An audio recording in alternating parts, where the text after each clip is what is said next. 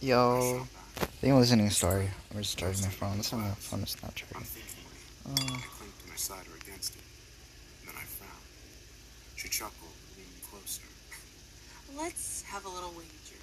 She said, Let me tell you my story, and if you believe me when I'm done, you can't go about trying to get me locked away somewhere.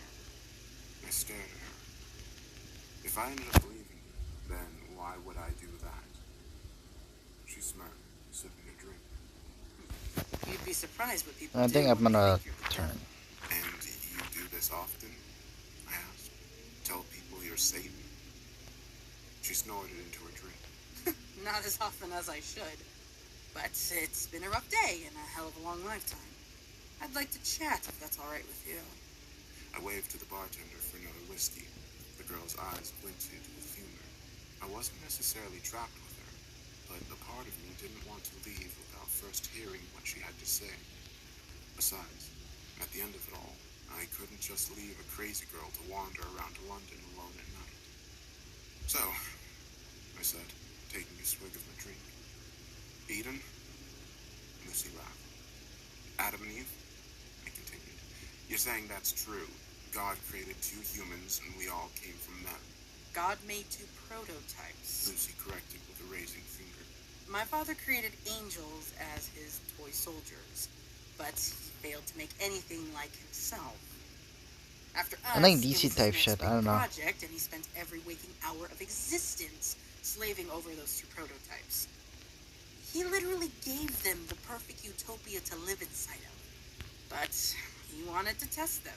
He wanted to know whether or not they had free will. And did they? Lucy's face soured. No. My father could never bring himself to go that far. He tempted them with the idea of knowledge beyond their understanding, and told them exactly what they could do to claim it as their own. But Oh my to be god. able to create a being that could go against his law? My father is a very controlling being. He was afraid to unleash that ability onto them. Lucy was very adamant in her delusions, that was clear to me. She spoke about her father with such distaste that I began to feel bad for her.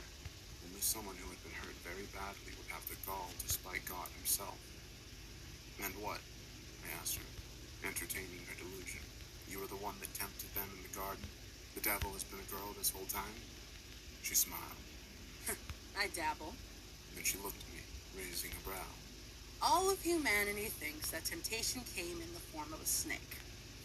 That the snake's legs were taken away as punishment for drawing Eve closer to the forbidden fruit. She laughed, a hard and short sound. Oh, that's just a stupid idea, seriously. The snakes never had legs to begin with, and it's not a sin to tempt those poor prototypes into doing what they did next. Her shoulders were very tense as she took her next sip, but her eyes were filled with exhilaration. She seemed thrilled to be telling me this. I was the favored child. My father loved and adored me. I mean, hell, he named me the Lightbringer. I stood by his side when he created this earth. During the creation of humanity. She pursed her lips, slamming her empty glass against the table. The bartender eagerly went about making another. My father couldn't bring himself to go that extra mile, so he asked me to walk alongside those prototypes and tempt them myself. Draw out their desire for the forbidden fruit that he had hinted at. You're saying God wanted us to know this stuff? I asked her skeptically. I'm saying God was afraid of his own power and wanted very desperately to share what he knew with his creations he had made. Right and wrong, left and right, all that shit. Lucy shrugged. You're familiar with the story of Prometheus? I frowned at her. Greek, right? They say he stole fire from the gods or something to help. And the whiskey making things a little foggy, and I struggled with the direction I was heading. Okay, that'll be the end. You can hear you.